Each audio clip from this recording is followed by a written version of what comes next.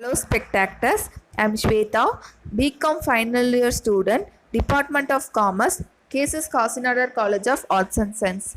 In this video, we see about the subject Advanced Cost Accounting. Under the subject, the topic is marginal costing. Marginal costing is nothing but variable cost.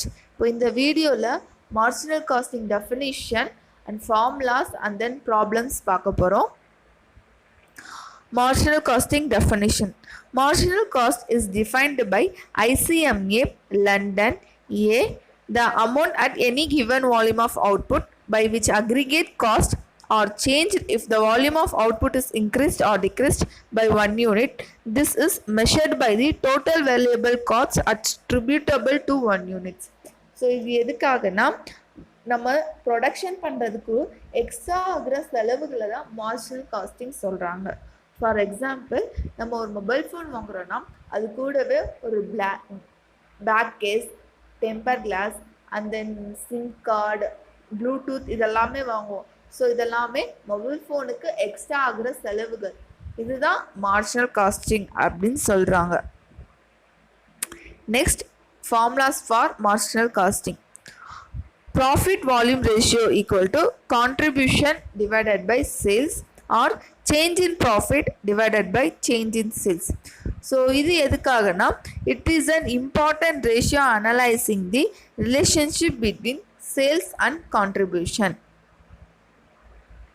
So second formula, break even point. So break even pointல மொத்தம் 3 formulas இருக்கு. Unit கண்டுபிடிக்கிறதுக்கு ஒரு formulas, rupeesக்கு 2 formulas. So first, break even point in units equal to fixed cost divided by contribution per unit. Another formula is break even point in rupees equal to fixed cost divided by PV ratio or break even point in units into selling price per unit. So இது எதுக்காகனா the break even point is that point of activity where total revenues and total expenses are equal. It is the point of zero profit or zero loss. Third formula, margin of safety. So margin of safety Leh 3 formulas, rupeesக்கு 2 formulas, unitக்கு ஒரு formula.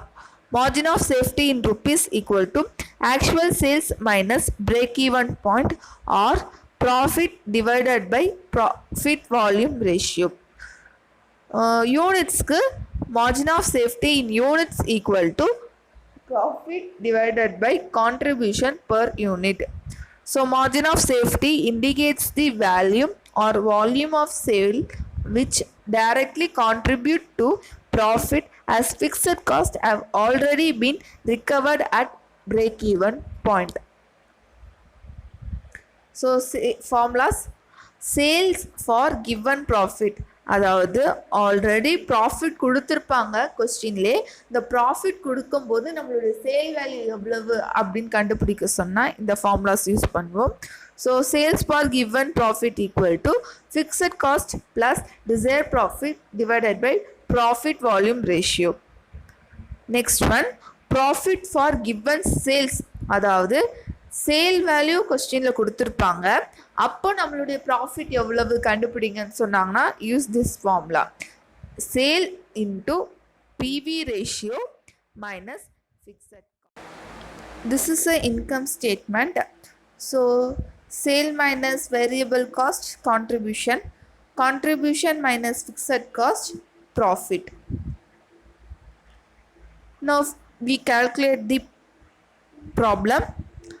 Variable cost rupees 6 lakh, fixed cost rupees 3 lakh, net profit rupees 1 lakh, sales rupees 10 lakh.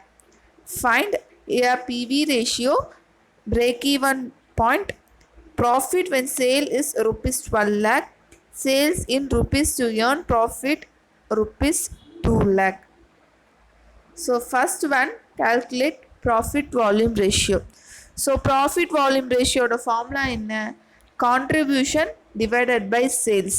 So கொஸ்டினில் contribution கொடுக்கல, இப்போ நம்ம எப்படி contribution கண்டுபிடிக்கிறது? நம்ம income ஸ்டேட்மெண்ட்டில் பார்த்தோம்ல, sales minus variable cost equal to கான்ட்ரிபியூஷன்ட்டு. ஸோ அந்த ஃபார்முலாவை யூஸ் பண்ணுறோம். சேல்ஸோட வேல்யூ எவ்வளவு 10 lakh, வேரியபிள் காஸ்ட்டோட வேல்யூ எவ்வளவு 6 lakh, so contribution 4 lakh. Now we substitute the PV ratio. PV ratio equal to say contribution ஓட வேல்யூ எவ்வளவு 4 lakh, சேலோட வேல்யூ 10 lakh. இப்போ PV ratio equal to 0.4. Second question, break even point. இப்போ break even point ஓட formula fixed cost divided by PV ratio. இப்போ fixed cost 3 lakh, PV ratio 0.4. So break even point equal to 3 lakh divided by 0.4, 7,50,000. So break even point in rupees equal to 7,50,000. Third question, profit for given sales. அதாவது sales 12 lakh கொடுத்துட்டாங்க, அப்போ நம்மளுடைய ப்ராஃபிட் எவ்வளவு இருக்கும் அப்படின்னு கண்டுபிடிக்க சொன்னாங்கன்னா, இப்போது sales into profit volume ratio minus fixed cost. இப்போது சேலோட value 12 lakh into PV ratio 0.4 minus fixed cost 3 lakh. So the answer is 1,80,000. இப்போது சேலோட வேல்யூ 12 lakh இருக்கும்போது நம்மளுடைய ப்ராஃபிட் 1,80,000 இருக்கும். Last question, sales for given profit. இப்போ இதில் என்ன சொல்லியிருக்காங்கன்னா, ப்ராஃபிட் இவ்வளோன்னு கொடுத்துட்டாங்க 2 lakhன்ட்டு. இப்போ நம்மளுடைய சேல் வேல்யூ எவ்வளவு இருக்கும் கண்டுபிடிக்கன்னு சொல்லியிருக்காங்க. So sales for given profit equal to fixed cost plus desired profit divided by profit volume ratio. Fixed cost equal to 3 lakh, desired profit equal to 2 lakh, profit volume ratio equal to 0.4. Sales for given profit equal to 3 lakh plus 2 lakh divided by 0.4. So 2 lakh plus 3 lakh 5 lakh divided by 0.4, 12,15,000. So sales for given profit equal to 12,50,000. அப்போது நம்மளுடைய profit 2 lakh இருக்கும்போது நம்மளுடைய sale value 12,50,000 இருக்கும்னு சொல்லியிருக்காங்க. So thank you for watching my videos. Thank you.